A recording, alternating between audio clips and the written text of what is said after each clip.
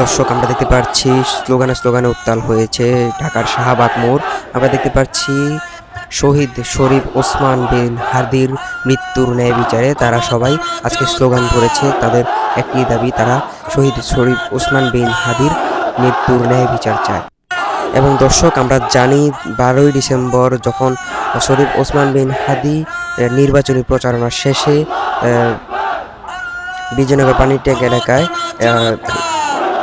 তার নির্বাচনী প্রচারণা চালাচ্ছিলেন, তখন কোনো এক দুর্বৃত্ত এসে তার মাথা বরাবর গুলি করে তাকে বিদ্ধ করে দিয়ে যায়। তারপর আমরা দেখতে পাই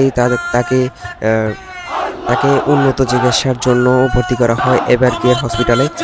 তারপর সেই চিকিৎসা পর্যাপ্ত না হলে তাকে উন্নত চিকিৎসার জন্য সিঙ্গাপুরে নিয়ে যাওয়া হয় এবং সেইখান থেকেই গত 18 ডিসেম্বর তাকে মৃত্যু ঘোষণা করে সিঙ্গাপুরের হাসপাতালটি। এবং এর জন্য তাকে যারা হত্যা করেছিল, যে দুর্বৃত্তরা তাকে হত্যা করেছিল, তাদের শাস্তির আশায় আজকে শাহবাগে এই আন্দোলন করেছে জনগণ।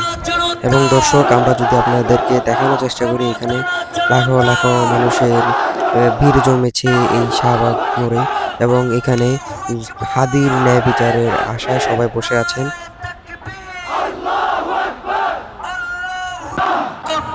সোশ্যাল মিডিয়ায় তথাকথিত সুশীলরা যে বয়ান তৈরি করছেন, এই বয়ানের মাধ্যমে আপনারা হাদিকে হত্যা করেছেন। সুতরাং কোন ধরনের প্রোপাগান্ডা, কোন ধরনের মিথ্যা কথা দিয়ে হাদিকে নাই করে দেওয়া যাবে না। হাদি ছিল, হাদি আছে, হাদি থাকবে। তো দর্শক, আপনারা দেখতে পাচ্ছেন এখানে হাজার হাজার মানুষ ঠান্ডা শীত উপেক্ষা করে এখানে অবস্থান করেছে শাহবাগে, অর্থাৎ হাদি চত্বরে।